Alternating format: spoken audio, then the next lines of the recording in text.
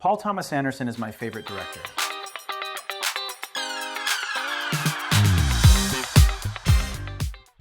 And in this video, I want to break down what makes his filmmaking so special. His style has evolved dramatically over the years, from the loud, energetic maximalism of Boogie Nights, with its constant dolly moves, long tracking shots, and frantic whip pans, to the calm, confident minimalism of Phantom Thread and Licorice Pizza. To show how his direction has grown, I'm comparing two scenes built around the same simple setup, characters arriving at a party by car. Let's start by looking at how Martin Scorsese films a similar moment in Goodfellas. The scene begins with a slow, steady tracking shot following Henry and Karen as they leave the car. There's no rush, no chaos, just a smooth sense of confidence. The camera stays locked on Henry as he guides Karen toward the club's side entrance, a clever move that builds mystery. Why aren't they going through the front door? As they walk down the dim hallway, Scorsese switches to a continuous Steadicam shot. The camera glides backwards, perfectly matching their pace. Everything is choreographed. The chefs, the workers, the waiters who pass by, all timed to make the world feel alive. Instead of cutting, Scorsese lets the camera float through the kitchen, letting the environment tell the story. Henry knows everyone. Everyone knows Henry. Power is revealed not through dialogue, but through how effortlessly he moves through the world. And finally, as they enter the club, the camera completes the long take by landing on the table magically placed for him. A single, unbroken shot shows us exactly who Henry Hill is, someone who doesn't wait in line. But now, let's look at how PTA handles almost the exact same kind of moment. Instead of easing you in, he grabs your attention immediately with a glowing marquee before swinging the camera upward to reveal the location, Rosita. It's a playful, almost unnecessary move, but it delivers exposition in a stylish way only PTA would choose.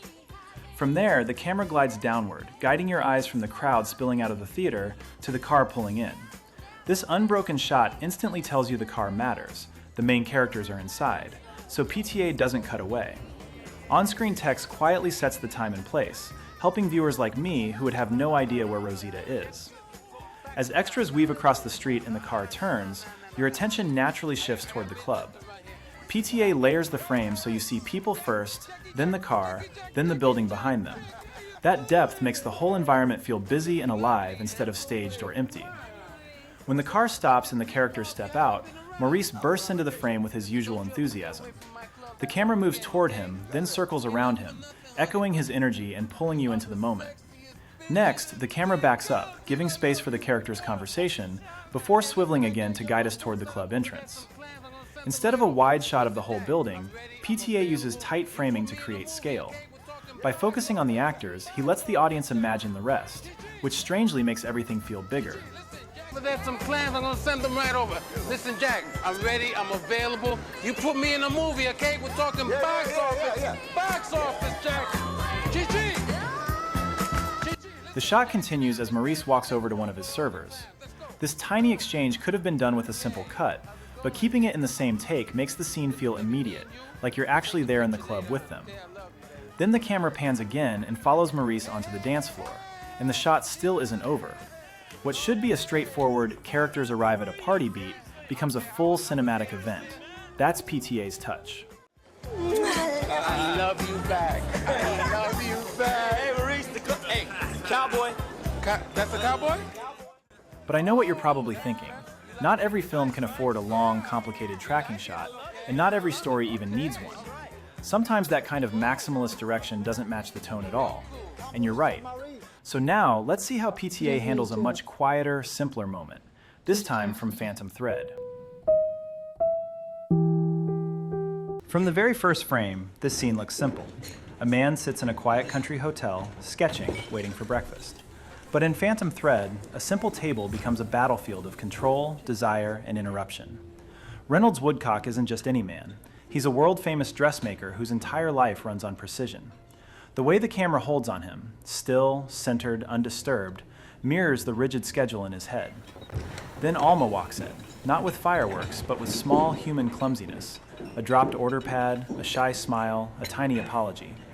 She feels loose and alive in a world that's been arranged like a perfectly folded pattern. Good morning. The camera doesn't rush to meet her. Instead, she has to cross the frame, step by step, to reach him, just like she'll have to cross into his carefully defended life. Would you like to order? Reynolds looks up and really sees her, and for a moment, the stillness becomes a tension, almost hunger. What happens next is technically just a woman taking a breakfast order, but the scene treats it like a seduction. Reynolds begins with his list. A Welsh rabbit with a poached egg on top, please. Not too runny. And bacon, scones, butter, cream,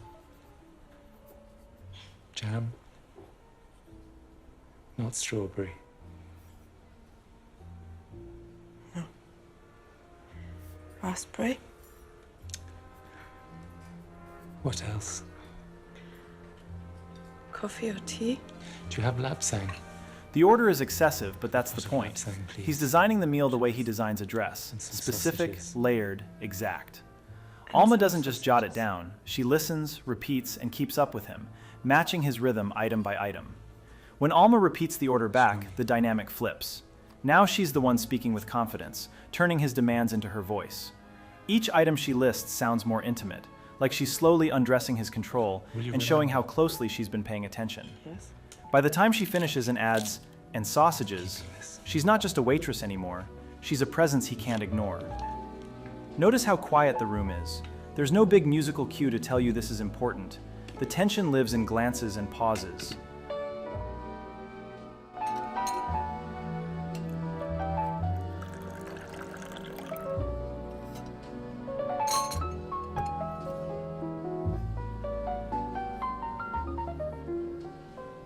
And now? Will you have dinner with me? Yes.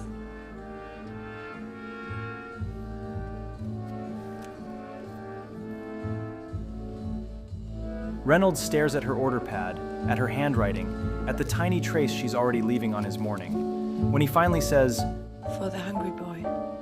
My name is Alma. that's what separates real directing from just pointing a camera at people.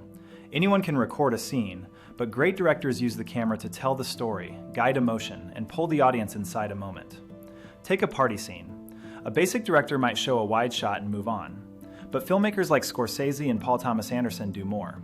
In Goodfellas, the camera glides through the Copacabana and makes you feel the rush of Henry Hill's world. In Boogie Nights, PTA uses long tracking shots and constant movement to show a world overflowing with energy, ego, and chaos. That's intentional direction. Every shot has a purpose. Even in simple dialogue scenes, great directors choose angles and movement that reveal character and emotion, not just coverage. Do you really want to see my boobs?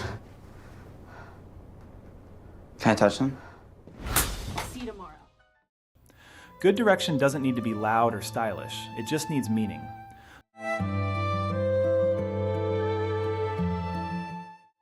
So next time you watch a movie, ask yourself, why this shot? What is it trying to make me feel? The best directors, like PTA, always know.